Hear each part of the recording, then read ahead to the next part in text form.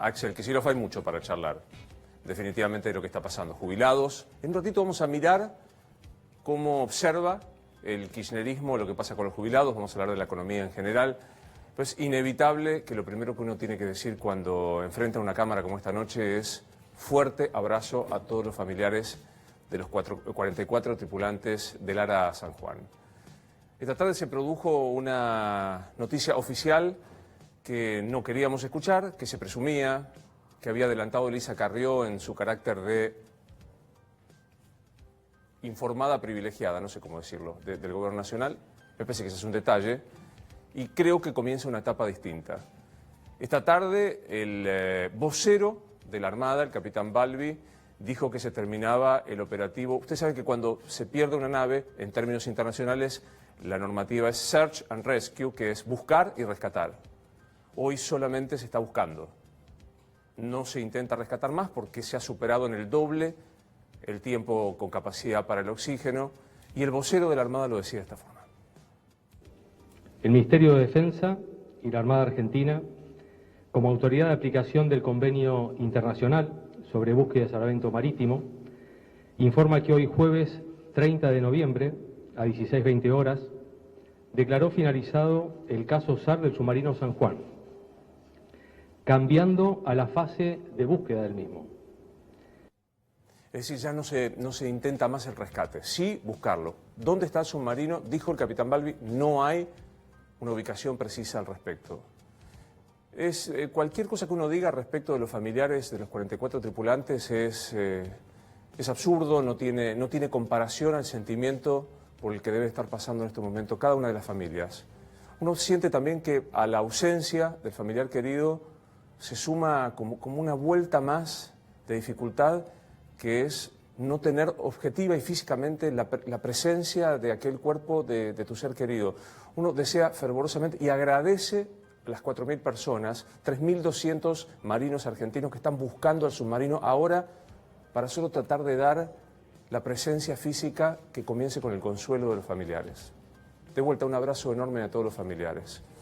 Cuando comenzamos este programa, comenzábamos con analizar lo del submarino, decíamos que había dos situaciones, una situación urgente y una situación importante. Lo urgente era encontrar con vida a los submarinistas. Hoy, lamentablemente, se terminó esta primera etapa. Y decíamos que hay cosas importantes, que qué pasó, por qué zarpó el submarino, qué grado de responsabilidad tienen las autoridades navales, qué mirada política y qué responsabilidad política. Como lo urgente, lamentablemente, se desenlazó de la peor manera, y midiendo lo que uno va a decir, porque todavía el duelo y el dolor está con las 44 familias, sí hay que empezar a ver lo importante. ¿A dónde está el ministro de Defensa, Oscar Aguad? Digamos, yo sé que es medio, que alguien puede decir, está hablando el capitán Balbi. Yo voy a tratar de darte una explicación que para nosotros los que trabajamos esto es muy fácil. Cuando vos trabajás con las responsabilidades institucionales, vos sabés que hay un ministro, que hay un secretario de Estado, que tiene un vocero. A ver, el ministro Aranguren tiene un vocero que se llama Alejandro Bianchi, que era un compañero nuestro de trabajo en uno de los canales donde trabajamos. El ministro Duhovne tiene otro vocero que es Sebastián Tabacman. A nadie se le ocurre que si va a haber un aumento de las tarifas, el que lo anuncia es Alejandro Bianchi. En las cuestiones de responsabilidad central tiene que hablar Aranguren. A nadie se le ocurre que si va a haber una reforma impositiva, el que dé la explicación es Sebastián Tabacman, que es un periodista.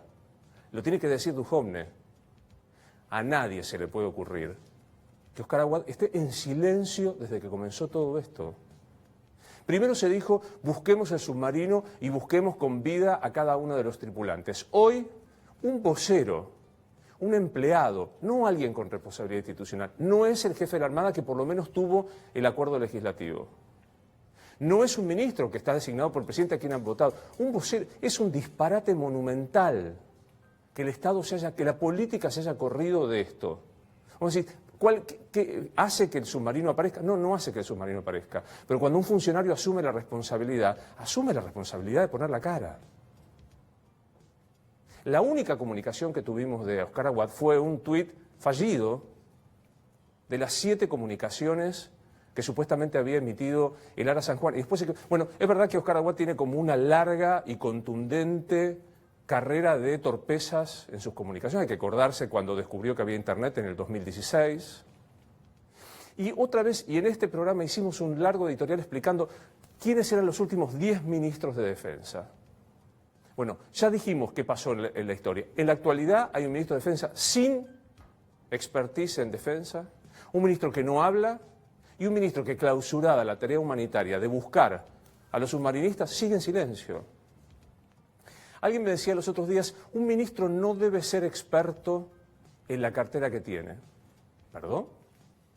El presidente no debe ser el experto. Se rodea de secretarios de Estado que saben de la cuestión. ¿Cuál es la experiencia de Oscar Aguad en defensa?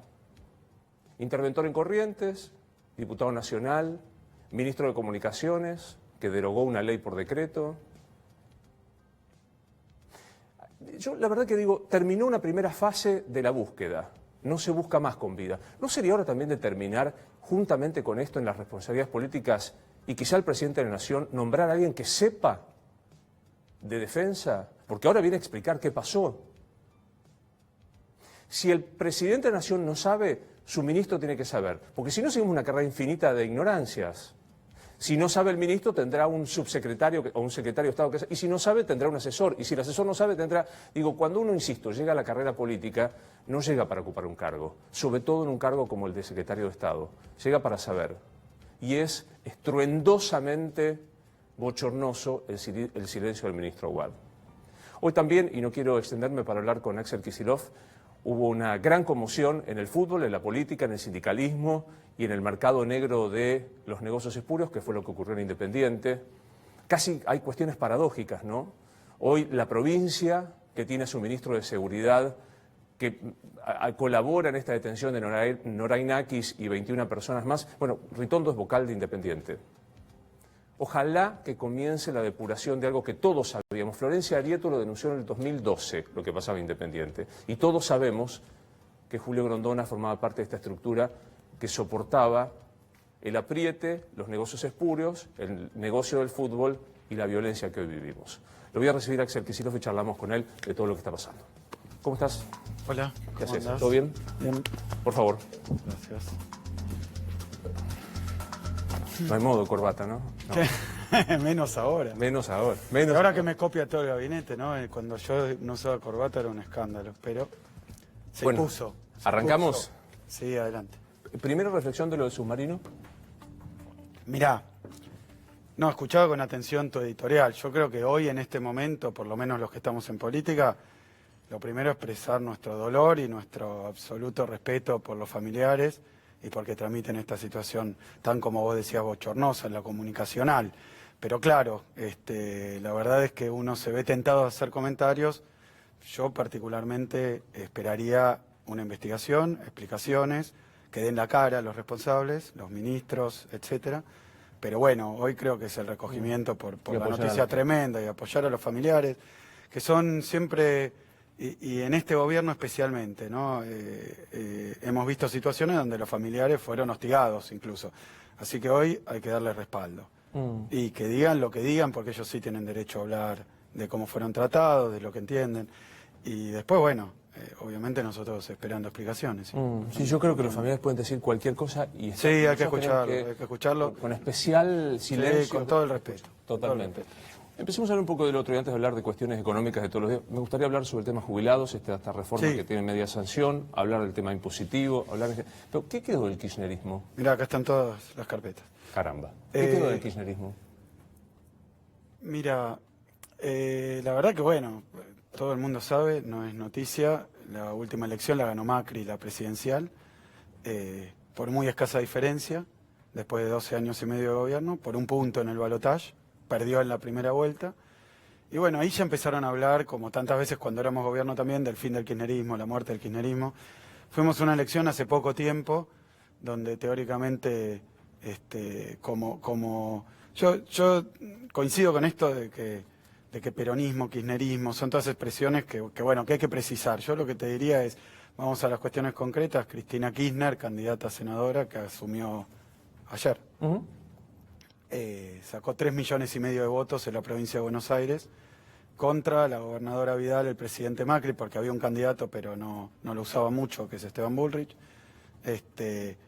Así que bueno, todo el dispositivo del gobierno para vencer a Cristina Kirchner en la provincia de Buenos Aires, y fue por escasa diferencia también.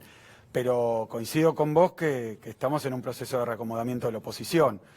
Yo entiendo que acá hay un tema, que es que este gobierno necesita una oposición, como todo gobierno necesita una oposición. Nosotros la tuvimos, descarnada en la política, no nos votaron ninguna ley, todos los que nos piden gobernabilidad, ninguna ley nos acompañaron, ninguna.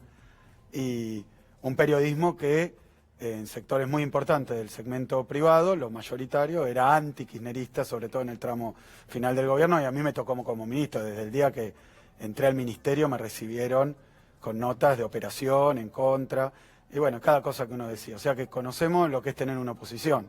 Yo creo que este gobierno, en el sistema de medios, bueno, se han callado muchísimas voces, han desaparecido muchísimas voces, y está en una crisis todo el sistema de comunicación y televisivo, periodístico. Hay muchos compañeros tuyos despedidos, hay programas que cierran, hay medios que cierran, cierra DIN, que no es un medio kirchnerista, cierra radio, bueno, varias, ¿no? Rivadavia, etcétera. O sea que está en una crisis el sector, que para mí tiene que ver con la política del Estado, con una política de Estado, pero lo que este gobierno necesita es una oposición clara, porque hay vastos sectores, te doy el caso de los 3,5 millones de votos de la provincia de Buenos Aires, que no están de acuerdo. Después hay otros que votaron otras oposiciones, porque votar al gobierno es fácil, se llama Cambiemos, estaba en todo el país. Ahora, si vos votás una oposición, sea Massa en su momento, que sea Randazzo, es porque querés oponerte al gobierno. Pero ahí hay otro cortocircuito. Muchos de los que se presentan como oposición después han acompañado en muchísimas de las medidas, lo vimos ayer también, al gobierno. Yo creo que este gobierno necesita una oposición fuerte, que es sano democráticamente, y yo creo que ese es el lugar que ocupa, digamos, el peronismo, que establece una afiliación muy clara con todo el proceso de los últimos 12 años y medio. Yo en este programa me he propuesto escuchar mucho más de lo que preguntar, pero no quiero dejar de decirlo solo for the records, como dicen los americanos. Efectivamente, el gobierno puso todo en la campaña de María Eugenia Vidal, como Cristina puso todo en la campaña de Scioli o en sus reelecciones. No lo estoy criticando. No, pero digo... Lo reseño nada más. Total, y lo otro respecto de la pérdida de las fuentes de trabajo, que a mí sí me preocupa. ¿Del periodismo? Sí, claro. Bueno, sí, digo, claro. Yo me quedé sin trabajo en un momento en un medio que después fue muy cercano al kirchnerismo, que es C5, Eliashev fue echado de Nacional. Lo digo solo para que lo puntualicemos. Vuelvo a la pregunta. No, pero ahora hay miles y miles. No es lo mismo. Y había... no es lo mismo, estoy diciendo... Las injusticias, digo... No estoy hablando de los casos individuales, lo que estoy hablando es de una crisis del sector que tiene que ver con la economía del sector. Absolutamente real. No es un caso, digamos, sí, pero vos lo pusiste en una sintonía que, bueno, que evidentemente son las cosas que tenemos que charlar. Lo que yo te digo concretamente es que si uno agarra el control remoto y busca medios opositores al gobierno... Si cuando nosotros éramos gobierno buscaba medios opositores, yo lo hacía a la noche. Llegaba del ministerio a laburar, prendía la tele, el cable, pim, oposición, y un espacio oficialista, digamos, oficialista en el sentido, yo diría, no, pero para simplificar. Ahora uno escucha oficialismo, y algún medio que era opositor, bueno, callando voces, sacando periodistas. Es muy distinto, digamos, antes era... 90-10, ahora es 100-0, más o menos. Pongámoslo... Pero está la crisis del periodismo. Sin la menor duda. Pero digo, Cristina se suponía que tenía la opción de unificar el peronismo. Abrió otro partido que es Unidad Ciudadana. Digo, ¿terminó el kirchnerismo? No, bueno, te lo demuestra muchísimas cosas. Mira, yo hoy lo oí a Peña. No sé si habló ayer o habló hoy, y no es cierto que lo oía, lo leí. Y dijo, lo de ayer fue un acto kirchnerista.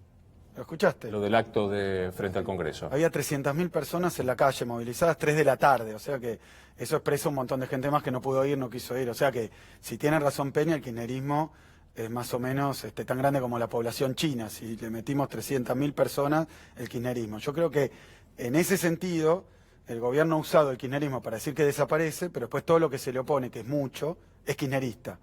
Empezando por la Comisión Interamericana de Derechos Humanos, cuando le dice que Milagro Sala no está bien presa, pasando por todo lo que no esté a favor del gobierno, y lo ha intentado, incluso en un momento, ahora, bueno, también esta idea de crear el enemigo interno con los mapuches, que se cae de Maduro, vos lo debes comprender, no hay una guerrilla mapuche en la Argentina, no la hubo todos estos años, no la hay ahora. Lo escuchaba ayer creo al obispo de Bariloche diciendo la rama es un invento del gobierno. No existe esto acá y viven ahí en la zona. O sea que el gobierno le gusta crear enemigos fuertes, pero después decir que son débiles o encontrarle en vez de armas 3 navajas de afeitar y un rastrillo. Entonces yo creo que indudablemente este gobierno necesita una oposición, es sano que haya una oposición y está haciendo cosas que perjudican muy fuerte a muchos sectores. Hablemos un poco de... Entonces yo, sinceramente, me parece que no, que la dirigente más votada de la oposición en la última elección fue no el kirchnerismo, que sería algo que habría que reconstruir quién es, cómo es, sino Cristina Fernández de Kirchner. Solita su alma de alguna manera, porque vos sabés que comparando, salió el otro día la comparación de los recursos que usó el oficialismo contra los que usamos en nuestra campaña. Yo estuve caminando muchísimo en la provincia, no había cartelones, no había publicidad fuera del oficial, no había gobiernos bancando, así que bueno, fue bastante heroica la campaña. Solita su alma por decisión propia, ¿eh? No, solita su alma quiero decir sin los recursos. Entre los candidatos, por ejemplo, porque... vos decías, tenía la posibilidad de unir al peronismo. La verdad que de los intendentes peronistas de la provincia de Buenos Aires estaban prácticamente todos, el 95% en la lista. Se fue del partido. No, pero el presidente del partido, Espinosa, candidato de Unidad Ciudadana, como presidente del partido. El partido peronista siempre formó parte de frentes, con Perón también, el Frejuli, bueno, varios frentes electorales. Este era un frente electoral. El peronismo era el género y los otros la especie. Cristina quiso ser el género. Me parece que es una cuestión, mira, Frente para la Victoria no lleva peronismo en el nombre y en un momento se apostó a la transversalidad y que se unieron varias fuerzas. No, yo no lo veo así. Yo por lo menos lo que observo es que evidentemente el peronismo es un movimiento que tiene su complejidad, la ha tenido históricamente. No hay extranjero que no te diga, mi problema es que no te entiendo el peronismo, un uruguayo, un brasileño. O sea que es un fenómeno de bastante, además, dinamismo en sus transformaciones. Total. O sea que es difícil de agarrarlo y decir es esto. Para los gorilas, en ese sentido yo me siento peronista y bueno, para los gorilas... Es mucho más complicado. No sé, la tienen más clara, porque me parece que la tienen más clara, porque entre peronistas también, vos sos peronista, vos no sos peronista, está el peronómetro. Yo lo que digo es que Cristina, en la provincia de Buenos Aires, generó una magnífica unidad de muchísimas expresiones del peronismo, no todas, y además obtuvo un resultado contundentemente más alto que todos los demás que coqueteaban con eso. Vamos a ver un poco lo técnico, pero dijiste peronómetro y me encanta esa expresión. ¿En el peronómetro te sentís cerca de Pichetto? No, pero no. No, la verdad que no, porque escucho cosas que dice y él escucha cosas que yo digo y lo hemos hablado personalmente, no estamos de acuerdo en montones de cosas, pero yo no le voy a discutir a él si es peronista. Yo creo que la mejor definición es que como ser peronista para algunos sectores es malo, para algunos sectores vos decías gorilas o no sé. Yo lo digo con cariño. Soy un gorila con afecto por Eva Duarte, soy hijo de la movilidad social, así que es raro que lo que... No, está bien, pero como lo dijiste vos, lo que te diría es que para mí la mejor definición es que es peronista el que dice que es peronista. Pues ya suficiente hay con cargarse esa mochila histórica. Entonces no vamos a empezar a discutir. Vos decís que sos peronista, pero yo digo que vos no sos peronista. Pero sí, evidentemente, el peronismo tuvo dentro de su seno expresiones que en términos clásicos fueron más de derecha, más de izquierda.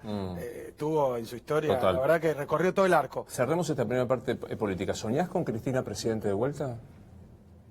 Yo creo que, mira, en esto, y yo hago política, y la verdad que el otro día me decían, ¿vos querés ser presidente de bloque? Yo dije que no, 20 veces, y a nadie se le puede exigir ser lo que no quiere ser, y menos todavía yo soñaría en ponerle a alguien algo que no desea, que no quiere o que no resulta de un proceso. Yo creo que en estas cuestiones la primera que tiene que dar la voz de aura es Cristina. ¿Y Cristina no desea?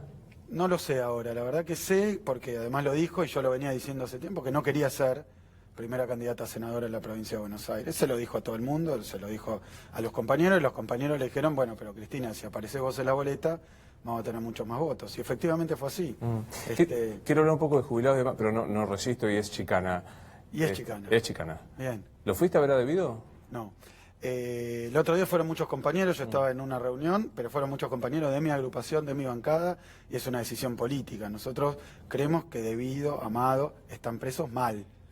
Y esto independientemente de cómo se resuelvan las causas. Están presos, y lo dice cualquier jurista, es cualquier cosa lo que han hecho. O sea, como que yo diga, te acuso de algo, te acusa muy fuerte el diario, entonces ya sos, y entonces te meto preso, podés tocar las causas. Con ese criterio, y tomo las palabras de, Pagni. Pagni decía, con el criterio que los pusieron presos a Debido y a Vudú, tendría que estar preso medio gabinete. Sin duda. Pues si, Entonces, por haber sido funcionario tenías capacidad de entorpecer, siéndolo... Claro, yo para que lo entienda todo el mundo. Acá hay una cosa clara. El tipo que cometió un acto de corrupción o un delito tiene que ir preso, pero hay que probárselo.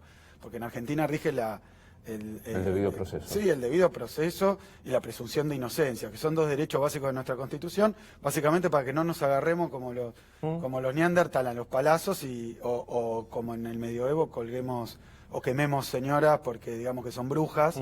O sea que eso se acabó, hay un Estado de Derecho. Bueno, eso es lo que están destruyendo con esto. Entonces, ¿por qué decía Pagni esto? Porque la cuestión es, te acusan de algo, el gabinete de Macri, el entorno de Macri y el propio Macri, bueno, Macri asume procesado, que es mucho más que lo que tenía Vudú antes. Macri era jefe de gobierno, con lo cual podía incidir en la causa de las escuchas que era contra él. Y yo no quiero decir una cosa de la otra, lo que digo es que la justicia tiene mucho más obligación incluso que los políticos de ser ecuánime, porque impartir justicia es la igualdad ante la ley. Entonces no puede ser que por la misma cosa a uno lo metan preso y al otro lo absuelvan. Y eso me parece que es muy peligroso, es lo que está pasando en la Argentina y yo responsabilizo al gobierno. Yo responsabilizo de esto al gobierno. Porque cuando vos sos gobierno, bueno, lo de Milagros Sala ni hablar porque le dieron una orden al gobierno que no cumple, ¿no? Que es lo mismo. Se le acusa de algo, en este caso ahora la están juzgando por un juicio de nuevo, que ella no estaba, que dicen que hay dos testigos, que cambiaron de idea. Bueno, yo digo, todo bien. Si quieren encontrar gente que comete delitos, búsquenla, demuéstrenlo y que jueces, probos, equitativos. Por eso yo digo, a mí me tiran denuncias de cualquier cosa todos los días. Si me tiran una denuncia, lo ponen en los diarios y al otro día me vienen a buscar y me llevan en cana, yo sé que hay mucha gente que a mí no me quiere, pero la verdad es que si vamos a empezar de esa manera, se acabó. ¿Eso es un relato lo que estás diciendo de vos o sospechás que podés terminar preso como Vudú Mira, no, te digo, yo precisamente a mí no me tienen persiguiéndome con causa de corrupción. Me han llevado a juicio por la de dólar futuro, que no es una causa de corrupción, es un desquicio, que bueno, hoy leía también por estas fuentes judiciales que hablan en los diarios, antes que en los expedientes. Entonces me enteraba que el fiscal ahora está tratando de inventar una nueva acusación, porque las que le dio Bonadío no sirven para nada, y todo el mundo lo sabe. A mí me acusan de que por el tema de dólar futuro, no que al principio sí, que algún familiar mío lo había favorecido. Buscaron, y el problema es que se encontraron un montón de familiares, pero no nuestro, de Macri. Entonces fue un lío, porque llegó Macri al gobierno, devaluó y un montón de gente ganó plata del gobierno de Macri, incluso el que produjo la devaluación. Entonces después cambiaron la causa, y era como que le hicimos perder al Estado un montón de plata porque devaluó Macri, cosa que Scioli decía que no iba a hacer, y que si le preguntan va a decir yo iba a dejar el dólar a un nivel y era 50 y 50, o sea que podría no haber pasado nada. Pero ese valor lo ponen en 50.000 millones de pesos.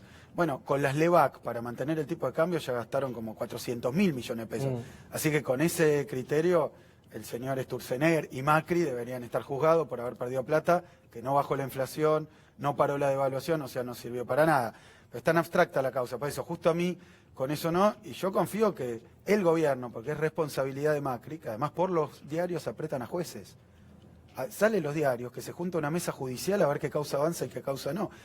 Te digo la verdad, yo supongo que tu audiencia no está muy de acuerdo conmigo, pero 2 segundos, cierren los ojos, reflexionen, si éramos nosotros cuando éramos gobierno y pasaban estas cosas, hubieran dicho, están destruyendo la República, son una dictadura, por la mitad o un tercio de esto. Pues y eso a mí me preocupa, porque me preocupa que la gente deje de pensar, ¿no? Bueno, esta es un poco la idea de este programa, pero vos es que tus más acérrimos críticos jamás dijeron puso la mano en la lata, lo digo lo más gráficamente posible. O sea, hay gente que dice no me gustó lo que hizo, hubo inflación, etcétera. Eso es la política. Pero digo, pero me parece que es un valor, iba a ser un pro, con perdón, pero te iba a complicar. Digo, es un valor. Por eso la pregunta mía es que siempre me hago un tipo que ni los más acérrimos críticos lo sospechan de corrupto. ¿Compartías el gabinete con Debido, con Vudú? ¿Te hacía ruido? No, yo creo que era un gobierno que el carácter del gobierno era eso, a gente que le gusta, gente que no, gente que está de acuerdo, gente que no, gente que cree en nuestras ideas y convicciones, gente que no, pero el carácter es eso, es un gobierno de corte popular y eso era el carácter. Después, si a alguien se le descubre, se le prueba un acto de corrupción, como pasó con algún funcionario, como pasa, qué sé yo, en gobierno de derecha, de izquierda, de lo que sea, bueno, pero yo nunca sentí de ninguna manera que el carácter del gobierno se lo diera el problema del enriquecimiento de los funcionarios, ni por las tapas, menos todavía de Cristina. O sea que yo no, para nada. Ahora, lo que sí me parece que es cierto es que a mí me dieron un cargo que es ministro de Economía y antes viceministro de Economía. Y yo sé que todo el mundo dice, no, él no roba. Bueno, pero el ministro de Economía, el viceministro de Economía y un tipo que decían que tenía un montón de poder, todo el mundo dice que es honesto, ¿no? Entonces ya no habla de mí el problema nada más, sino de una inconsistencia que creo que tiene que ver con una campaña, que tiene que ver con una campaña mediática, que tiene que ver con cosas absolutamente inverosímiles, que es no reconocer nada de lo que se hizo, ninguna obra, las mejoras que hubo, nada, y poner una frase que para alguna gente menos politizada y alguna gente muy prejuiciosa con el peronismo y con nosotros, bueno, le cierra toda posibilidad de pensar. Dice, se afanaron todo. Me parece que es un empobrecimiento muy grande de la cuestión política, y que no era el carácter del gobierno, que todo el mundo sabe, todo el mundo que entiende sabe, porque incluso el propio macrismo que yo hablo, nadie piensa que ese es el problema. Nadie piensa. Y yo me acuerdo porque en un momento el gobierno de Menem, un gobierno con el que yo fui oposición desde el anonimato, desde la universidad, desde el sindicalismo universitario, pero el neoliberalismo nunca me gustó, nunca sirvió y siempre perjudicó al país, desde mi punto de vista. ¿Cómo lo está haciendo ahora? Digamos, con sus notas. ¿Menem es Macri? No, ahora vamos, pero lo que quiero decir es que a Menem le empezaron a plantear temas de corrupción. Y vos fíjate que Menem es reemplazado por la Alianza en el 99 por cuestiones de corrupción, básicamente. Y mirá qué drama que hubo. Lo cambiaron a Menem, teóricamente, porque el problema que había era que era muy corrupto, y vino otro gobierno que hizo las mismas políticas económicas. Y terminamos en un desastre porque lo pusieron de nuevo a caballo. Está bien. Entonces, yo lo que digo es que el tema de la corrupción es grave en toda América Latina, es grave en todo el mundo. Ha pasado casos por todos lados, por ejemplo con los Panama Papers. Los Panama Papers acá no, porque Macri tiene una cobertura mediática del demonio. Porque en cualquier país te encontraban una cuenta en un paraíso fiscal y te echaban del gobierno. Quiero ver el tema de las ventanas. Pasó por ahí lo de Milagros Sala. Quiero decir formalmente que no lo comparto, lo discutimos otro día. No comparto. Sí, me parece que es interesante la discusión de Vudú. Es una detención rarísima, lo dije acá y todo esto. Pero digo, vos abrís ventanas, es decir, pero si vas a todo o nada. No fue una cuestión de aparecieron hechos de corrupción con Menem. Río Tercero, las armas. No, es que yo no lo estoy aparecieron con el minimizando. kirchnerismo. José López, Julio De Vido, Chicone. Pero sí, pero fueron 12 años y medio de gobierno. Me parece que todo el mundo entiende que fue un gobierno de naturaleza distinta. Todos los... ¿Pensás que están presos porque tenían un gobierno nacional y popular? Yo creo que ahora hay una persecución política sobre nosotros, y me incluyo. Pero De Vido, ¿está preso porque era un ministro de un gobierno nacional y popular? ¿O Mira, porque afanó? por las mismas acusaciones, si fuera macrista no estaría preso. Así que sí, tengo que concluir que sí, que es un preso político, ¿sí? No estoy diciendo... Sobre precios de gas natural licuado, yacimientos carboníferos... Pero, mira, no soy experto en las causas, lo único que te digo es que si vos mirás, incluso salió en los principales diarios, está imputado el perito que dijo que había sobreprecio ahí, vos lo sabés. O sea, no tiene nada probado. Entonces, si vamos a meter en cana... Gente... No, el estar en cana es una cuestión... Y es lo que me acabo de preguntar, ¿por qué está en cana? Por una cuestión política. Porque el gobierno tiene como política... El gobierno tiene... ¿Pero Macri lo puso preso a De Vido? Y no hizo nada ante el país donde él es presidente para que que mucha gente, incluso del palo de él, dice que es indignante, que un tipo lo acusen de algo, lo digan en los diarios y después lo lleven descalzo a la madrugada en cana, sin haber podido ni siquiera dar una declaración. Lo que no quita que sea inocente o culpable, pero eso se prueba en un juicio justo y con la garantía. Y con los recursos, digo, Menem está en el Senado con una sentencia firme. ¿Y por qué pasa esto? Por una cuestión política. Es una cuestión política. El gobierno le está pidiendo, lo dijo Macri, lo dijo 20 veces, que quiere ver resultados y bueno, y apura la justicia reacciona así, una parte del Poder Judicial. Yo no soy experto en estos temas, lo único que te digo es que está quebrando la regla de la Constitución para hacer algo que le sirve políticamente, porque indudablemente si a alguien le sirve políticamente es a Macri. Entonces yo digo, como no se expresa en contra, como no ha dicho nada ningún funcionario de esto de poner preso a alguien sin proceso, sin defensa, y eso va más allá de la persona, porque esto le puede pasar a cualquiera. Mira, el otro día le puede pasar a cualquiera, y es grave. Entonces yo no puedo más que pensar que el presidente Macri no comparte ni que esto sea grave, ni que le puede pasar a cualquiera, y digo, si está escuchándome Macri, a él le puede pasar, porque con los mismos motivos que pusieron preso a los últimos que pusieron presos, lo pueden poner preso a Macri mañana. y no tiene fueros tampoco. Entonces, yo digo la verdad y pasa con familiares de él. Entonces, yo creo que esto hay que ponerlo en su lugar. Y esto no quita, y lo repito 20 veces, hay que investigar a fondo, hay que hacerlo con ecuanimidad, hay que hacerlo con justicia. Hay que impartir justicia. Otra cosa es usar políticamente el Poder Judicial, y eso ha sido muy malo en toda la historia argentina. Y lo estamos viendo también con hechos de represión. Incluido en el kirchnerismo. Mirá, sí, pero si vos decías, yo me quejo de cómo intervienen en la justicia, las cosas que hemos visto ahora son, te digo porque yo estaba en el gobierno, 100 veces más, rompió el termómetro esto. Lo dicen los funcionarios, mira, tienen operadores en la justicia. Angelici es un operador en la justicia, lo dice todo el mundo. Carrió, que es parte del gobierno, está diciéndole al juez de la Corte Suprema, al presidente, que es un chorro. Lo dice así, en estas palabras.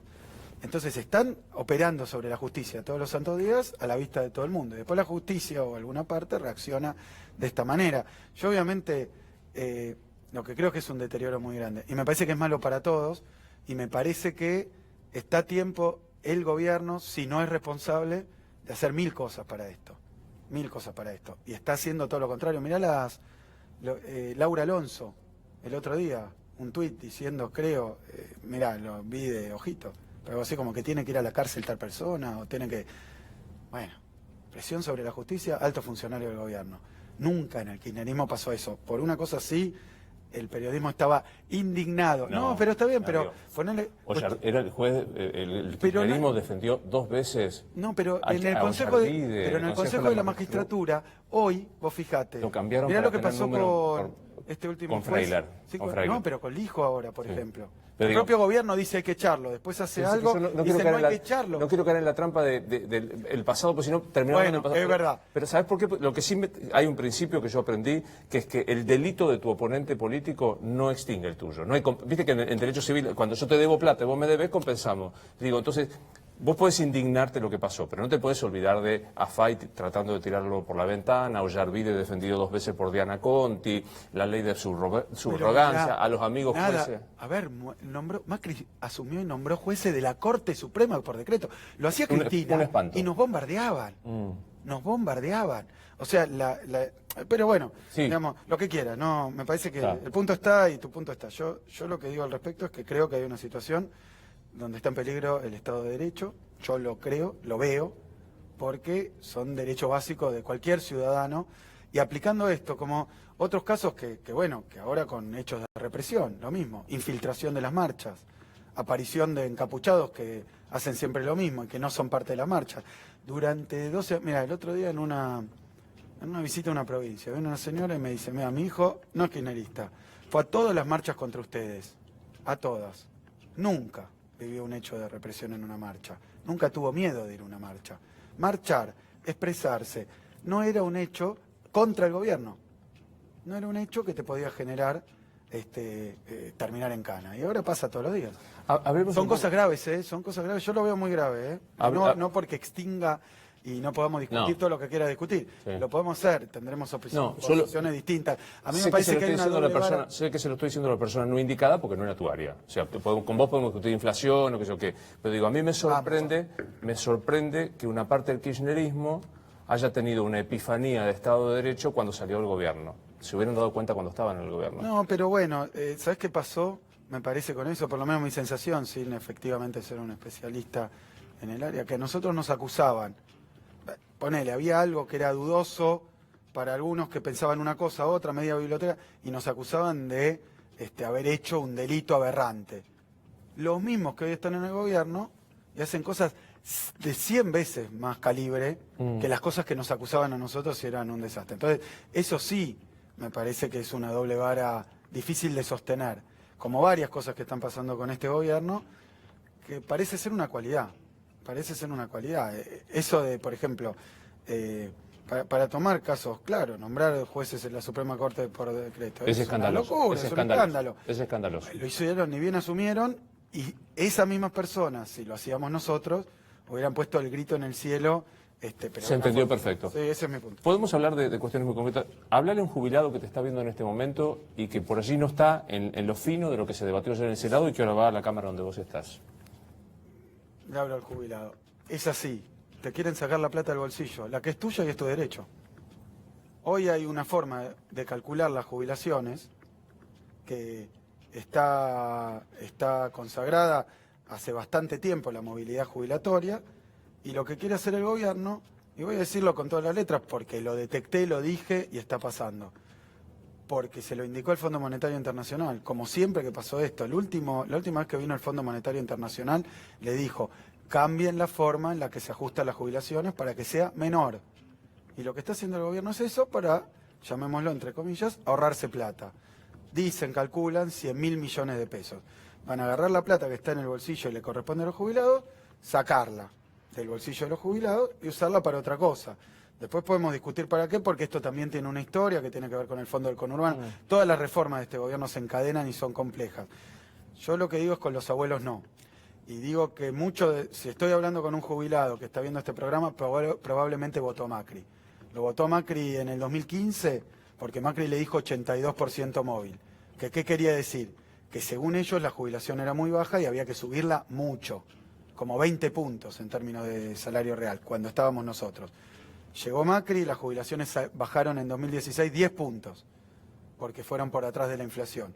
Y este año y el año que viene, que deberían recuperar lo perdido, le cambian la fórmula. Con la fórmula que hay, le corresponde un aumento más o menos del 12%, ahora en marzo. Con la fórmula que propuso Macri, en vez del 12%, 5,1. A ver si con la modificación, 5,7. Y lo otro que le digo a los futuros jubilados, están extendiendo la edad jubilatoria. La están extendiendo, porque aparece como están extendiendo a 70 años la edad jubilatoria. Son todas recetas que viene el Fondo Monetario Internacional. Y yo no por poner el Fondo Monetario Internacional que nos quiere dominar, quiero explicarlo para que lo entienda todo el mundo. El Fondo Monetario Internacional hace las veces de representante de los tipos a los que nosotros le debemos plata. ¿Y qué dicen esos tipos? No le den la plata a los jubilados porque nos deben a nosotros. Entonces es una política de austeridad, de ahorro, que la aplican acá, la aplicaron antes, la aplican en otros países, la aplican en Europa, es austeridad. Bajar las jubilaciones es una orden prácticamente que dio el Fondo Monetario Internacional. Hoy no corresponde, mira, termino con esto. Por El favor. gobierno le prometió a Macri le prometió en campaña en 2015 el 82% móvil. Llegó, la tiró a la basura esa promesa. Pero ahora da un paso más. Fuimos a las elecciones de 2017 y no avisó que iba a bajar las jubilaciones, porque no lo avisó. Como Marcos Peña dijo que no tenían preparada una reforma laboral, lo dijo con todas las letras, vos te lo acordás. Mentira, de nuevo estafa, de nuevo mentira. Van a la elección, estos son la baja de las jubilaciones, la extensión de la edad, la reforma laboral, la tienen acá en el cajón, terminan la elección, dicen ganamos, la gente nos dio un apoyo. ¿Para qué? Para esto. Pero lo tenías en el cajón. Hoy Ismael Bermúdez, que es de Clarín, digo, insospechado, digo... No es muy kirchnerista que digamos. Claro, hoy dijo, charlando con él, nos decía, el aumento en marzo debería ser 1.200 pesos, va a ser 570. Ese es el número que tenemos todos. ¿Qué dice el gobierno? No tenemos más remedio que hacerlo porque el kirchnerismo, en su pesada herencia, dejó quebradas las cajas. Sí, van 2 años donde el macrismo aumentó el déficit fiscal. Eso lo sabe todo el mundo, lo sabe el Fondo Monetario. ¿Por qué aumentó el déficit fiscal? O sea, ¿por qué hay un agujero? Si el nuestro decían que era espantosamente grande, ahora creció como 40% el déficit fiscal en términos de porcentaje con respecto a las cuentas públicas. Entonces, ¿qué es lo que ocurrió en el medio? Perdonaron impuestos. Así como dice, no me queda otra que pagarle menos a los jubilados, le perdonó el impuesto a las mineras. En el blanqueo le perdonó el impuesto a los bienes personales, que es el impuesto a los ricos. El impuesto a la gente que tiene propiedades lo empezó a bajar. Incluso si eras buen pagador, no te cobran nada. O sea que es un gobierno que le viene perdonando impuestos a sectores amigos del gobierno hace tiempo, está generando un déficit cada vez mayor y ahora dice, ¿cómo lo vamos a arreglar? ¿Cuál es la única salida que nos queda? Sacárselo al jubilado. Que el gobierno gana las elecciones diciendo que viene a defender al jubilado. Entonces es una contradicción política, no es inevitable, no tiene que ver con nosotros, sino que es una política económica distinta que además, si fuera la primera vez en la historia que alguien le va a sacar plata a los jubilados, pero todos los gobiernos neoliberales de la historia argentina hicieron esto. Del 13% para acá. El 13% que hizo la Alianza, después durante Menem se congeló en 150 pesos durante 12 años, Norma Pla. la jubilación. Sí, claro. O sea que castigar a los jubilados parece un hobby de los neoliberales. Acá tomo esto que me parece que es interesante. Vos decís, ganaron las elecciones. ¿Será porque, como vos decís, hubo una campaña mediática, un blindaje, no se contó todo esto? ¿O será que fue tan duro, tan tremendo el gobierno del kirchnerismo que a la gente la espantó y dijo, antes del kirchnerismo cualquier cosa? Pobre Macri si es así, porque no tiene ningún atractivo. Sería que todos lo votan porque no quieren votarnos a nosotros. Yo, lo que te digo de esas interpretaciones, a mí me parece, y sin ser sociólogo, otra que no es mi especialidad, pero hago política, estuve haciendo campaña, escuché mucho a la gente, fui por todos lados, fui por el interior de la provincia, anduve por Tres Arroyos, por Olavarría, por lugares donde nosotros perdimos, en algunos de esos lugares con mucha diferencia. O sea que estuve escuchando a la gente. A mí me parece que es difícil decir lo votaron a Macri por tal cosa, porque hay 500 millones de situaciones distintas. Hay gente que lo vota a Macri porque coincide con estas políticas. Hay gente que a pesar de que Macri le está haciendo mucho daño a la economía argentina, desde mi perspectiva, le está endeudando en cifras multimillonarias, que tampoco tenía ninguna obligación de hacer eso, ninguna obligación. Está ajustando y al mismo tiempo generando más déficit, tampoco tenía obligación de hacer eso. Está generando la bicicleta financiera más grande de los últimos años, que nos felicitan todos los timberos del mundo, porque acá ganás guita sin hacer nada, pero eso también mata a nuestra industria, mata al trabajo. Pero lo que yo sí puedo ver es que en la provincia de Buenos Aires, que es el principal distrito electoral del país, el kirchnerismo, Cristina, saca 37 puntos. 3,5 millones de votos, es un montón de votos.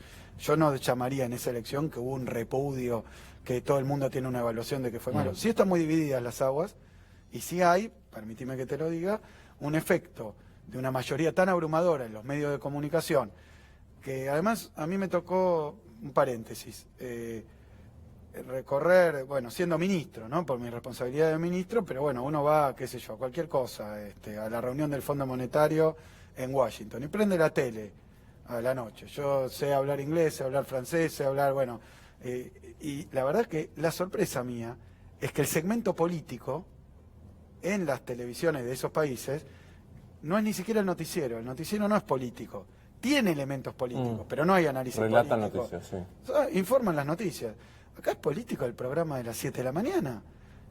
El programa de entretenimientos dicen que el kirchnerismo es malo. Lo he oído yo, porque es lo que piensa el conductor, pero se lo permiten filtrarlo. Es decir, han politizado con esta cosa de la grieta presunta, prácticamente... ¿Presunta? Sí, yo creo que también es un fenómeno difícil de entender. Ahora, si querés, vamos a eso. Pero sí, lo que te podría decir es que esta última elección, primera vuelta en la provincia de Buenos Aires, gana el kirchnerismo, por una diferencia muy pequeña, una diferencia que además fue ocultada porque hicieron un papelón como yo nunca vi, festejaron una elección que perdieron. Pero es cierto, en segunda vuelta el kirchnerismo vuelve a crecer, crece 4 puntos, pero el oficialismo crece 7 puntos. Pero, Axel, y ahí le saca la diferencia. Axel, Entonces, yo no creo que... Perdieron la elección y perdieron en 15 provincias. No, bueno, el kirchnerismo... Bueno, también ahí hay una cosa, la oposición fue dividida. Yo creo que ese es un mérito de Macri. La dividió Cristina. No, yo creo que ese es un mérito. Hizo un partido distinto. No, yo creo que ese es un mérito de Macri. La verdad que las elecciones de medio término son elecciones locales. No hay, digamos, puede haber una expresión nacional, pero eso le sale al oficialismo.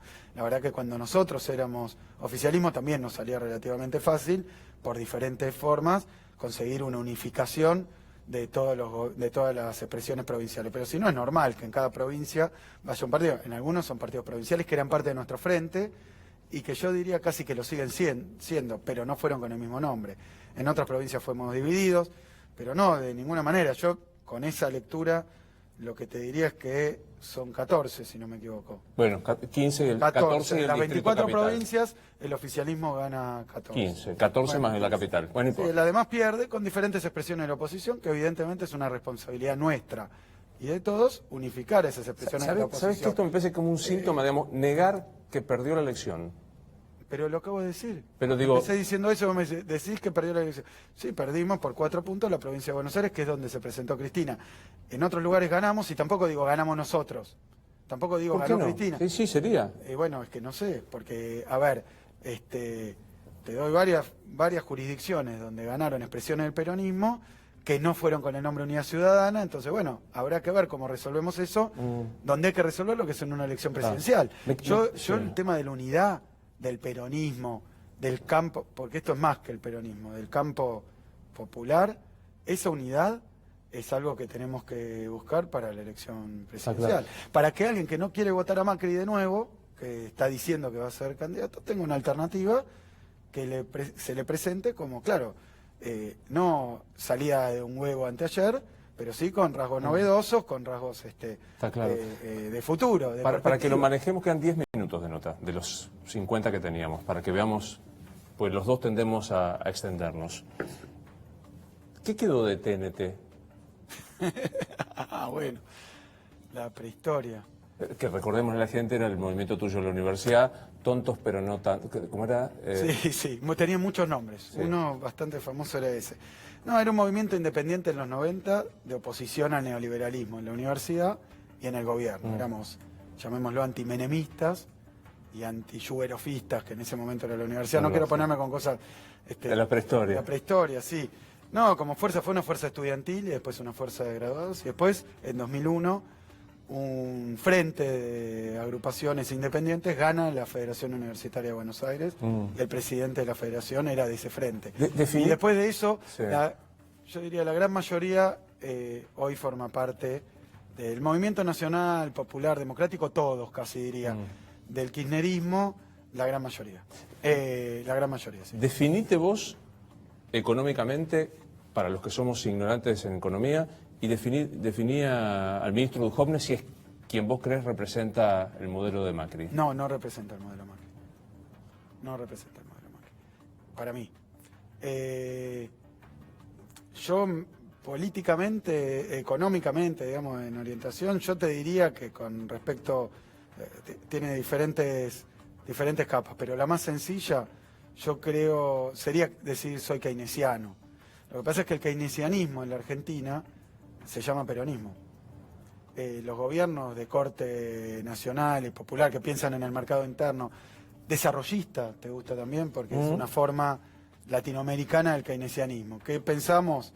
¿Qué piensa esa escuela teórica? Que los países periféricos tienen posibilidad de industrializarse. Para industrializarse necesitan tomar determinadas medidas que son las contrarias a las que toma Macri hoy. Esa es la verdad. Abrir la economía y que te entre un aluvión de importaciones, te funda toda la industria, no es una. Deteriorar lo que la clase media puede comprar, lo que los asalariados pueden comprar, lo que los jubilados pueden comprar, no es una. Necesitas mercado interno, necesitas poder de compra, necesitas crecimiento económico en base a tus propios motores. Desintegrar la región, que es lo que está haciendo Macri, tampoco es una. Nosotros creemos que la región es un apoyo importante, una plataforma importante para el desarrollo del país. O sea que mercado interno, desarrollo de la industria, bienestar social, justicia social y obviamente, digamos, una coordinación de las políticas en toda Latinoamérica. Son factores que todos esos son las antípodas de lo que piensa el gobierno. Que además es un gobierno que tiene una cualidad rara para ser... ¿Decís que Duhovne no representa por qué? No, porque me parece que este gobierno ha hecho algo raro con el área económica, la ha descuartizado, ¿no? De lo que era el Ministerio de Economía, ha generado dos ministerios, uno del ajuste, que es Hacienda, y otro el endeudamiento, que es Finanzas. Y después tiene un Banco Central que a veces parece estar tomando políticas que van en contra de la política económica que está anunciando el Ministerio de Hacienda. O sea, tiene tan grandes contradicciones en el discurso económico que es muy difícil encontrar cuál es la línea. Además, tiene un Ministerio de Producción que dice que va a desarrollar la industria y hacen todo lo contrario también. Entonces yo creo que, como este es un gobierno muy durambarbizado, digamos, que dice guiones, que es lo que los focus groups dicen que la gente quiere escuchar, entonces puede decir una cosa y al rato la otra. Entonces a mí me cuesta encontrarlos en el discurso. Me resulta más fácil entender qué hace este gobierno en el boletín oficial que en los discursos que dicen, porque te pueden decir, ahora le vamos a devolver la plata a los jubilados a través del IVA. ¿Cómo va a ser? Bueno, el jubilado tiene que vestirse de Superman, volar hasta la luna, volver y le vamos a devolver 300 pesos. Entonces no le vas a devolver la plata a los jubilados. Estás haciendo otra cosa. Dicho y hecho, hicieron un programa para devolverle la plata a los jubilados, no consiguieron ni un 6% del objetivo que plantearon cuando vinieron a votar la ley. O sea que es todo falluto, son leyes fallutas. ¿Por qué? Porque tienen un objetivo como el blanqueo. El blanqueo era blanquear, nosotros decíamos, ¿no será esto para que blanqueen los familiares? Cuando se lo prohíbe el Congreso, por decreto se lo permiten y después una filtración permite ver que sí. Entonces, la verdad que dice una cosa y hace otra. Pero yo creo que en términos así conceptuales, no ha inventado nada este gobierno, por eso también primero devalúa, después empieza a apreciar la moneda, ¿no? Que ahora todos dicen está atrasadísimo el tipo de cambio, los sectores económicos. ¿Por qué estas contradicciones? Porque aplica el manual del neoliberalismo. En una época complicada porque el mundo no está neoliberal. En los 90, Menem, cuando decía voy a abrir la economía y voy a ser el mejor alumno del FMI y voy a tener relaciones carnales con Estados Unidos. Para decirlo sencillamente, el presidente no era Trump. Porque Trump, ¿qué es lo que dice ahora? Yo voy a cuidar solo lo mío. ¿No? Un vivir con lo nuestro. Una América para los americanos. Bueno, entonces Macri se choca con un mundo proteccionista y él quiere abrir nuestra economía. ¿Cuál es el resultado de un mundo proteccionista y agresivo en lo comercial cuando vos abrís la economía? Te llenan la canasta de goles. No te dan nada, como parece que quiere ahora firmar con Unión Europea, Mercosur, no te dan nada y te piden todo. Entonces, yo creo que hay ciertos dislates de lo que está pasando que son difíciles de explicar en lo discursivo. Lo mismo, es un gobierno que iba a bajar la inflación. Macri dijo, vos te debes acordar, la inflación es lo más fácil que tengo para hacer. La voy a bajar en 2 minutos. Llegó al gobierno, en 2016 lo que consiguió es el récord de los últimos 20 años de inflación, 41, 42%. Y 2017, si le va bien, 24-25, va a tener un poquito más de inflación que la que había en 2015 cuando fue electo presidente, según las consultoras de la provincia de la ciudad de Buenos Aires, ponele. Entonces, la verdad que no coincide lo que dice con lo que pasa. Nos quedan unos minutos, quiero decir algo más personal, pero digo, qué bueno que ahora puedas reconocer que había inflación en el kirchnerismo. ¿Te acordás cuando el presidente lo negaba? No, pero mira, yo saqué precios cuidados, saqué hora 12, saqué su beneficio. Y siempre dije que eran planes antiinflacionarios. Incluso en el 13... Rompieron el termómetro del INDEC. Perdón, en el 13 cuando anuncio la inflación mensual, en el 14, principio del 14 después de la devaluación, cuando anuncio la inflación, digo 3,7%. Voy yo y pongo la cara. 3,7% este mes. Que era una inflación muy alta. Y digo, ¿qué vamos a hacer con esta inflación? Atacarla con esta medida, que es controlar los precios de los... Cuidarle el bolsillo a la gente. Conseguimos que bajara la nafta, y no que bajara 2 días hasta que revisamos la fórmula y subió, que bajara la nafta, que bajara los electrodomésticos, que reabrieran. Hicimos un plan de crédito como el era 12 para que la gente pudiera tener 12 cuotas sin interés, que se le habían cortado. Es decir, tomamos medidas en ese contexto a favor de la gente. ¿Ganaste o perdiste la batalla contra la inflación? No, faltó, sí, indudablemente. Faltó. No, creo que, mira, si uno compara, por eso, pero como está toda esta polémica, tomemos las consultoras y los datos de la Ciudad de Buenos Aires, que era macrista. Y mirá lo que te digo, del 2014 al 2015, bajó casi a la mitad. Según estas consultoras, me lo anoté. Porque como hasta octubre, medime. En tus 2 años aumentó 75% la inflación. Medime hasta octubre, por eso, pero en 2014 hubo una inflación muy alta por la devaluación. Yo siempre dije que la devaluación es inflacionaria y también dije que era una inflación producto de una corrida. Y en 2000, todo el mundo lo decía, terminamos con una inflación más baja que la que está logrando este gobierno. La próxima que vengas... Pará. Y sin arruinarle la vida a la gente. Sí. La próxima que vengas no nos dejemos hablar de política, hablemos de cuestiones técnicas. Me queda un minuto, espera. ¿Nos morimos y qué pasa en la vida? Nos morimos. Ahí, No sé, don't know. Imaginemos que te reencarnás. Sí. Sabiendo lo que fuiste. Sí. Te reencarnás en Macri. ¿Vale eso? ¿Macri bebé o Macri adulto? Te reencarnás en Macri. Qué lío. Soy millonario, ultramillonario. Mi papá es Franco. No. Deja. Te reencarnás en Cristina. No, pero es un ejercicio difícil. La verdad que yo le tengo una admiración enorme a Cristina Kirchner. Enorme. Pero creo que no podría hacer ni un día esas cosas que ella hace. Te reencarnás en Trotsky. Sí. No hay celular. En esa época, qué lío, qué vida. Mira, yo de la gente, no digo Trotsky, toda la gente del siglo XIX, bueno, Trotsky fue 20, pero toda la gente del siglo XIX, uno ve la obra completa, de cualquiera de ellos, sea de derecha, de izquierda, es una media biblioteca. Y uno que ahora tiene la computadora, tiene el Google, 140 caracteres. Me parece, es admirable la capacidad Bueno, intelectual. entonces, ¿quién querés? ¿En Adam Smith o en Karl Marx? No, me gusta Keynes. Gracias por haber venido. Bueno. Esto es Luis Novares, entrevista esta mañana.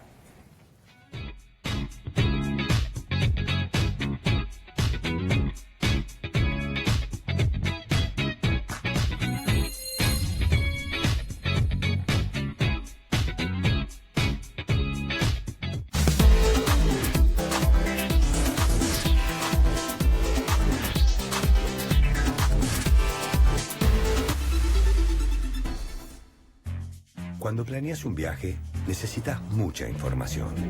Por suerte estamos en la era de la Big Data. Una infinita cantidad de datos que procesamos para crear experiencias de viaje más personalizadas. Ma ¿quién te va a decir en qué hotel hay un shampoo con leite de coco? ¿Los Big Data? No. Por eso desarrollamos una nueva tecnología, lo último de lo último, Small Data.